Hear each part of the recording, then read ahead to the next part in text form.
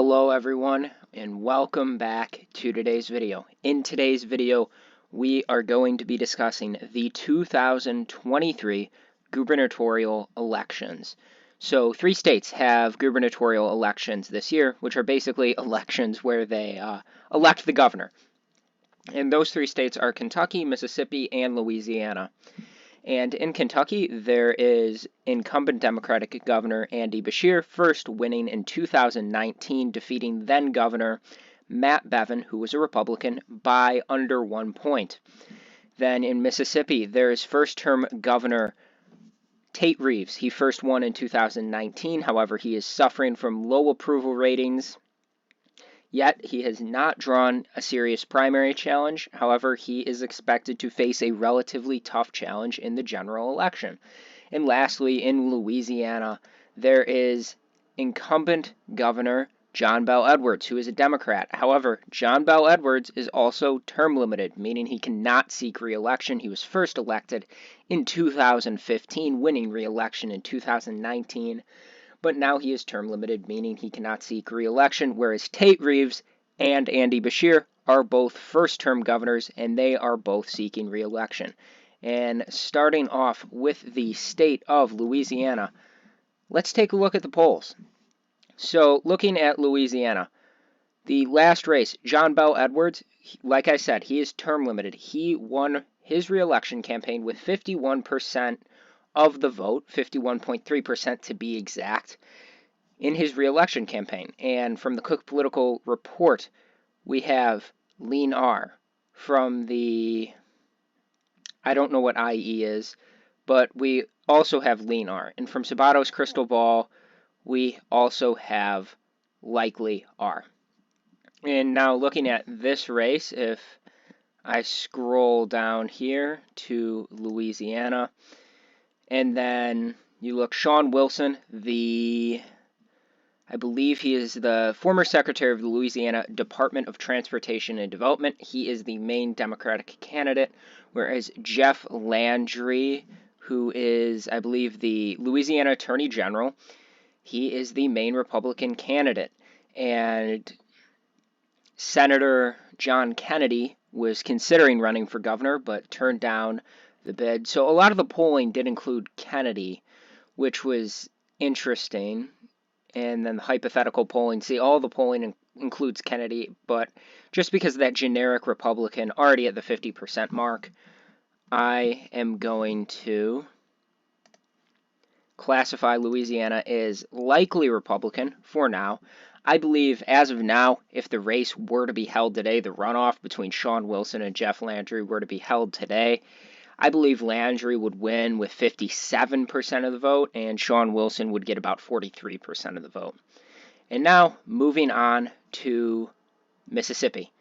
And the state of Mississippi, there is incumbent Governor Tate Reeves. And trying to find the correct tab here. Oh, I have to go back to the main Wikipedia page. But the incumbent governor in the state of Mississippi is Governor Tate Reeves. And this is an interesting poll that I'd like to show that kind of shows why this could get more competitive. Mississippi is a state that voted for Donald Trump with roughly 57% of the vote, whereas Joe Biden received about 40% of the vote in the state of Mississippi in 2020. Tate Reeves currently, in a poll by Mississippi Today, Siena College, of 821 registered voters, and keep in mind, as I've said before, registered voters tend to skew towards the Democratic Party a little bit more, whereas likely voters tend to skew towards the Republican Party a little bit more. And Tate Reeves is about 33% of people want to see Tate Reeves reelected, 10% are undecided, and 57% want to see someone else in the governor's mansion after the election. Now, the Democrats have a relatively strong candidate in Brandon Presley. For those of you who don't know, Brandon Presley is related to Elvis Presley. I believe he's his grandson, and he is the Mississippi Public Service Commissioner for the Northern District. So, looking at the polling data as of now, both polls, Mississippi Today, one Siena College, the same one that did the Tate Reeves versus generic opponent poll, and one is by Tolchin Research. Once again, both registered voters, meaning they are going to skew a little bit more towards the Democratic Party. And in the first poll conducted from January 3rd through 8th of 2023, Tate Reeves leads Presley by a 4% margin, with 14% of voters undecided and 2% voting for another candidate. Now, in the poll conducted from January 21st through January 25th of 2023, granted, it has a smaller sample size, meaning that the margin for error could be a little bit larger, even though it says it's smaller. Generally, with a smaller sample size, it's more challenging to get a low margin for error.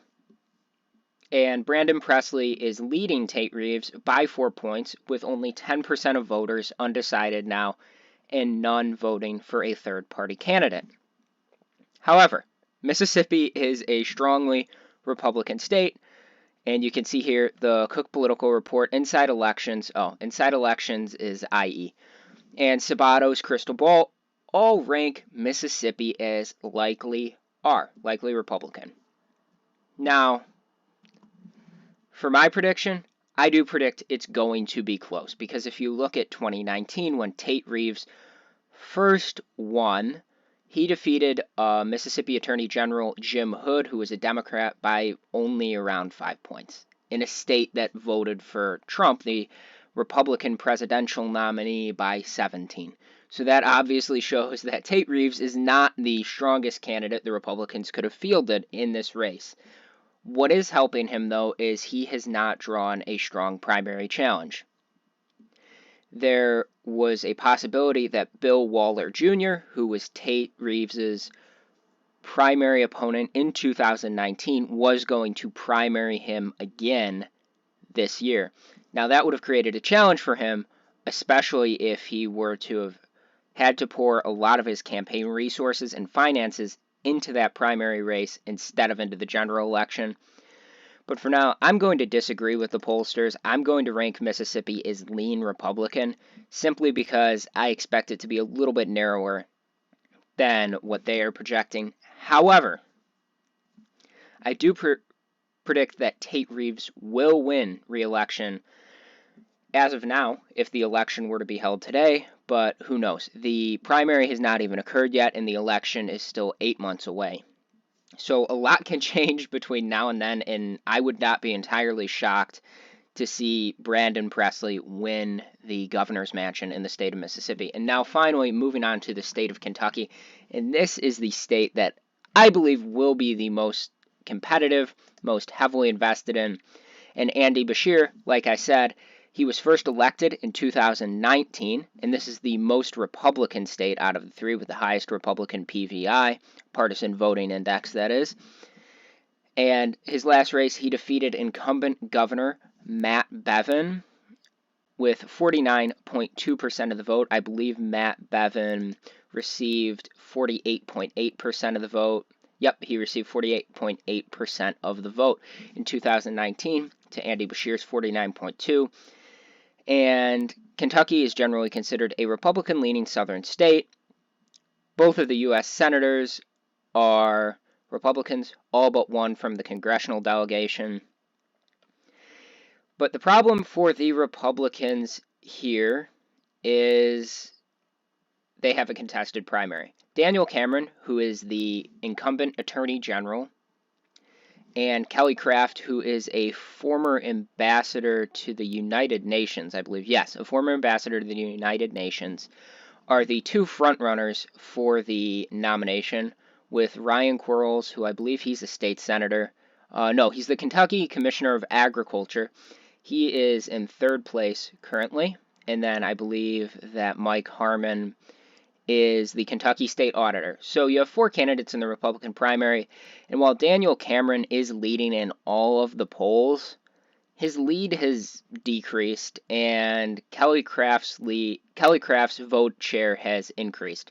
And the primary is still a little bit off, so you could potentially see a close primary. And if you look at the fundraising here, Daniel Cameron has only raised $260,000, but has $712,000 cash on hand, whereas Kelly Craft has raised over $500,000, despite having only $230,000 cash on hand. And some other minor candidates have raised significant sums of money as well, which is telling me that this is headed for a messy primary, much like you saw in the Pennsylvania and Ohio Senate races in 2022. And this will benefit Andy Beshear because he has not drawn a significant primary challenge at all. And also, looking at his campaign finance reports, he has raised $650,000 and has $7.4 million cash on hand. And because he has not drawn a primary challenge that's significant, other than two perennial candidates who are minor candidates, he can spend all of that money on the general election. And that will benefit Andy Beshear. And then looking at the general election polling, both the Cook Political Report and Sabato's Crystal Ball rank Kentucky as lean Democrat, while Inside Elections ranks it as a toss-up. Looking at Andy Beshear versus Daniel Cameron, Andy Beshear 49%, Daniel Cameron 40%, with 11% of voters undecided. And then Andy Beshear versus Kelly Craft, Andy Beshear at 57 versus Mike Harmon, Andy Beshear at 53 versus Ryan Quarles, Andy Beshear at 52, with significant amounts of voters undecided. And even assuming that these voters break 80-20 for the Republican Party, you see Andy Beshear win in all of these scenarios. And the only scenarios where he needs to win any of the undecided voters are in the potential matchup with Daniel Cameron. And all of these polls were conducted between January 18th and 23rd by Mason-Dixon Polling, with a margin of error of plus or minus 4%, with a sample size of 625 registered voters. Like I said, once again, going to skew a little bit towards the Democratic Party. But if Kelly Craft wins the primary, this would definitely be beneficial for Andy Beshear's re-election campaign. I think the scenario where it's most competitive is if Daniel Cameron wins the primary, and I believe he will win the primary just looking at the polling. I don't think there's enough time for Kelly Craft to make up the distance between her and Daniel Cameron. It's possible, but also with all these other minor candidates potentially getting 2 and 1% of the vote, it would be very difficult for her to overcome Daniel Cameron's lead. So for right now, I'm going to categorize Kentucky as lean Democratic, much like Sabato's Crystal Ball and the Cook Political Report have. And I believe that Andy Beshear will win by around 3 to 4 points. He also has a 60% approval rating. Now, granted, that will not transfer over to an election, especially being a statewide elected Democrat in a heavily Republican state. But I believe that Andy Beshear will win his re-election campaign in the state of Kentucky. So, summarizing this, Andy Beshear wins re-election in Kentucky to a second term. As of right now, Tate Reeves wins re-election in Mississippi to a second term, and Jeff Landry wins his first term in Louisiana, flipping the governorship in Louisiana from blue to red, meaning the Republicans will gain one governorship and the Democrats will lose one governorship, but retain Kentucky, whereas the Republicans retain Mississippi and gain Louisiana. Thank you all for watching the video. Please remember to like the video, subscribe to the channel, and hit the bell so you know when I upload in the future. And I hope you all have a great day.